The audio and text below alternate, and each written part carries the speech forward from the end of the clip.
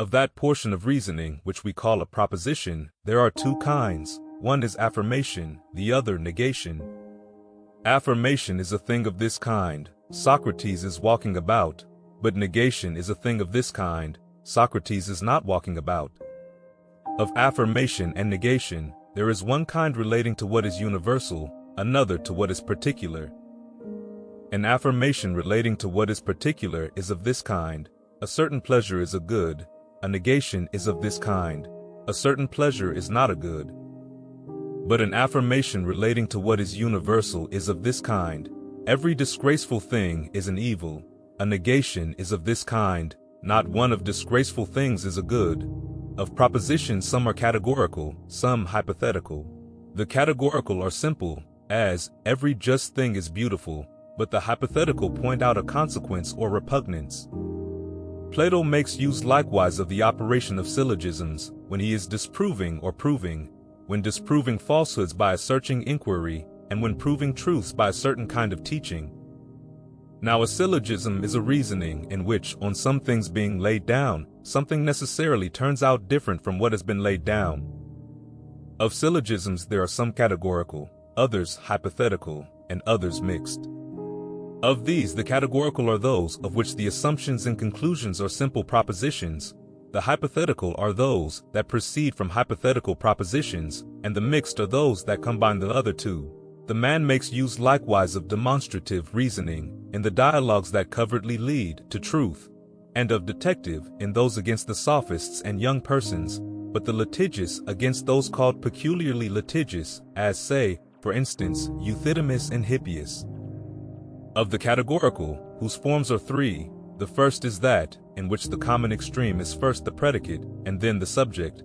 The second is, in which the common extreme is the predicate in both. The third is, in which the common extreme is the subject in both. Now the extremes I call the parts of propositions, as in the proposition, man is an animal, we call man an extreme, and so too, animal. According to the first, second, and third forms, Plato frequently asks reasons.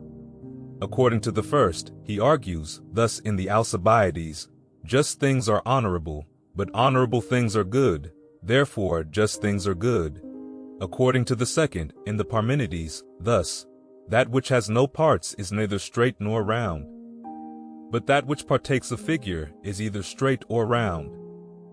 Hence that which has no parts does not partake even of figure. According to the third in the same book, thus, that which partakes of figure has some quality, and that which partakes of figure is bounded, therefore that which has some quality is bounded. And in many books we shall find hypothetical reasons asked by him, and especially in the Parmenides we shall find them such as these: if the one has no parts, it has neither a beginning, a middle, nor an end, nor has it a limit, and if it has not a limit, neither does it partake of figure. If then the one has no parts, neither does it partake of figure. According to the second hypothetical form, which the majority say is the third, according to which the common extreme follows both the ends, he asks in this manner: if the one has no parts, it is neither straight nor round. But, if it partakes of figure, it is either straight or round. If then it has no parts, it does not partake of figure. And yet according to the third form, but the second with some persons, according to which the common extreme leads both, he asks thus in the Phaedo: if, after we have received the knowledge of what is equal, we have not forgotten it, we know it, but, if we have forgotten it, we recall it to mind. And of the mixed he makes mention, which thus build up a reasoning from a consequence. If the one is a whole and limited, it has a beginning, a middle, and an end, and partakes of figure. Now since the leading is so, so is the ending. Of those two that pull down from a consequence, it is most easy to contemplate the differences in a similar manner. When therefore a person looks carefully into the powers of the soul, and into the difference of men, and the kinds of reasoning, and acutely perceives which of them are suited to the soul in this way or that, and being what himself by what and what kind of reasonings he can be persuaded, such a person, if he lays hold of a fitting opportunity for the use of his faculties, will become a perfect orator, and his oratorical skill would be justly called the science of speaking well.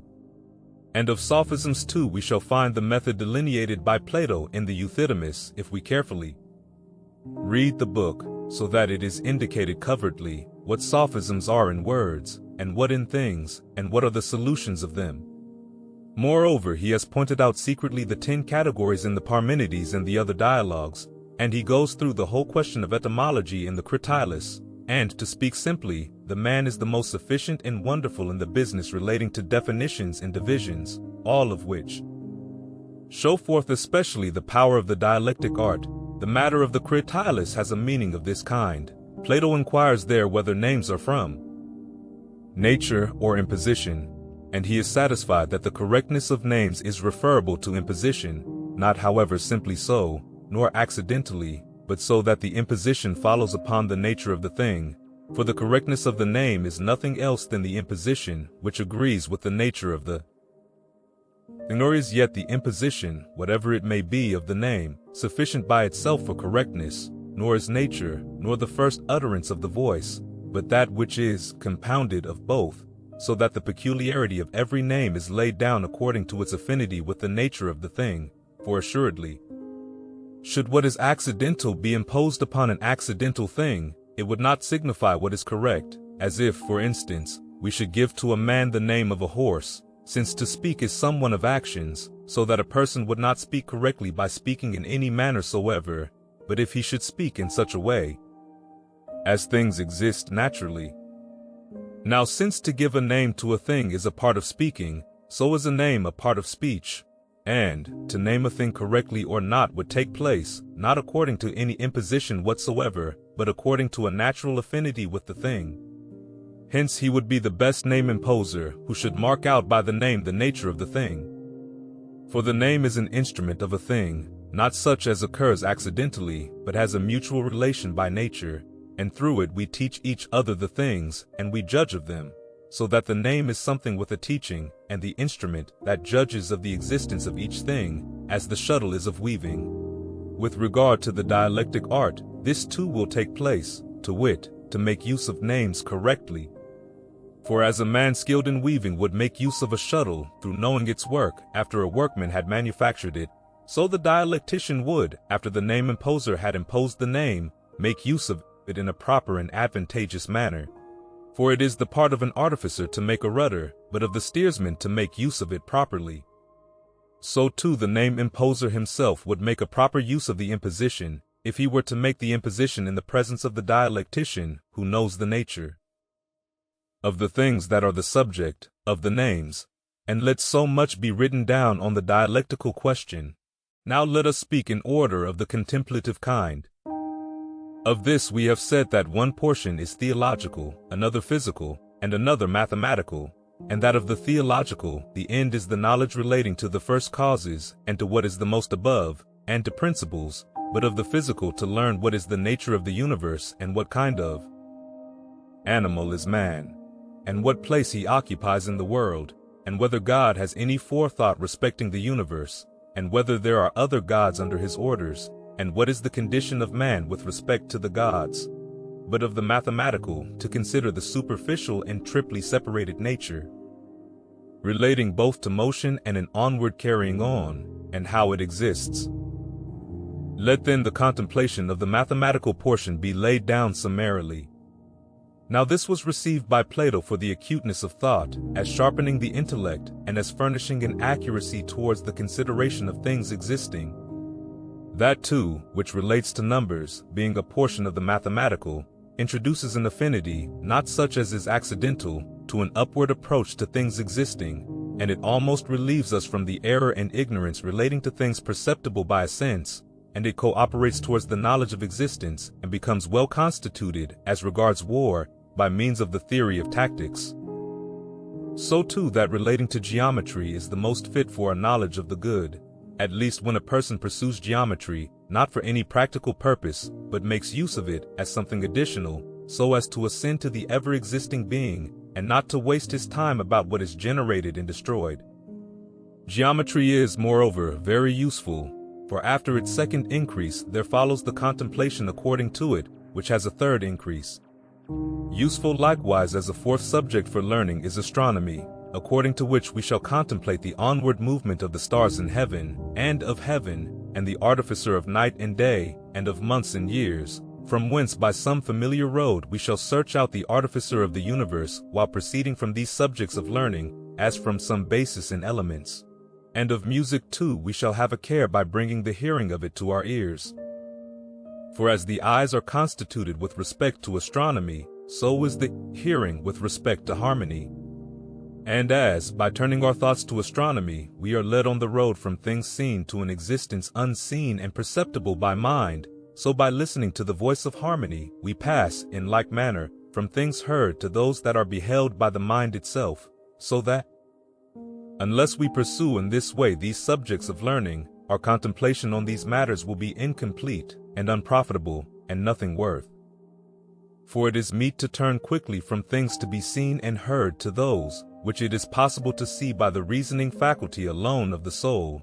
For the looking into mathematical learning is a kind of prelude to the contemplation of things existing. For geometry and arithmetic, and the sciences that follow upon them, although desirous to lay hold of the being, yet are they in a dream respecting the being, and unable to see it as a daydream, through being ignorant both of the principles of things, and of what are formed from those principles.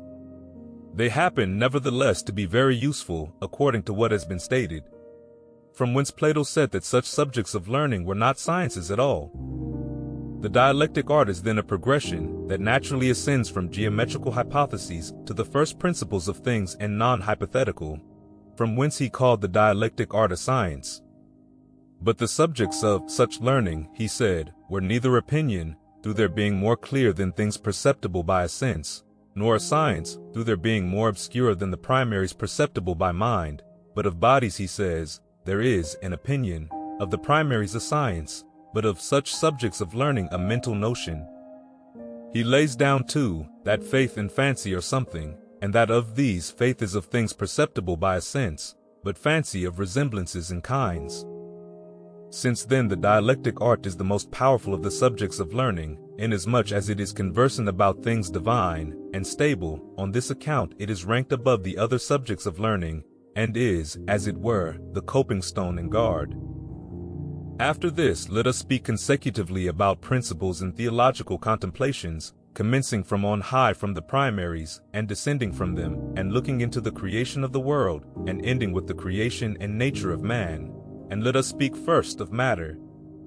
This then he calls a mold that receives every impression, and a nurse, and a mother, and a space, and a thing subjective and tangible, and without sensation, and to be apprehended by spurious reasoning, and that it possesses a peculiarity of such a kind that it receives all creations, and has the reputation of a nurse by nourishing them, and admits all forms, being itself without figure, and quality, and species, but molded into such, and fashioned, as if it were a mold, and put into a form by them, possessing no peculiar figure or quality.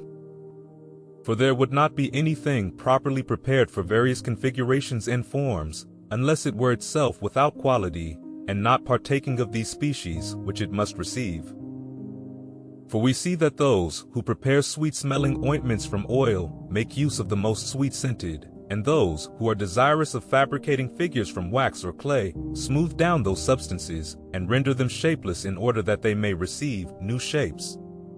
It is fitting then for matter which receives everything, if it is about to receive forms universally, to be subject to the possessing not one of their natures, but to be without quality and without form for the purpose of receiving forms, and being such, it would be neither a body nor without a body, but a body in posse, as we understand of copper, that it is a statue in posse, because, after having received the form, it will become a statue.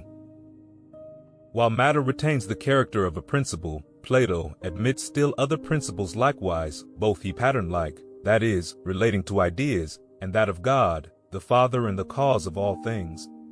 Now idea is, as regards God, a mental operation by him, as regards us, the first thing perceptible by mind, as regards matter, a standard, but as regards the world, perceptible by a sense, a pattern, but as considered with reference to itself, an existence. For universally, all that is generated according to a design ought to be generated for something. For if anything be produced from anything, as my own resemblance is from myself, there must be a pattern previously laid down, and whether the pattern be within or without, each of the artificers, having the pattern in himself, on every side and in every manner, invests its form with matter. Now persons define idea as the eternal pattern of things existing according to nature. For it does not please the majority of Platonists to admit that there are ideas of works of art, such as of a shield or lyre, nor yet of things that are contrary to nature, such as of fever and cholera, nor of what exists according to a part, as of Socrates and Plato, nor of things of no value, such as of filth and rotten thatch, nor of that which exists with reference to something, as of a greater and superior, for ideas are the notions of God eternal and perfect in themselves. Now that there are ideas, in this way too they exhort us.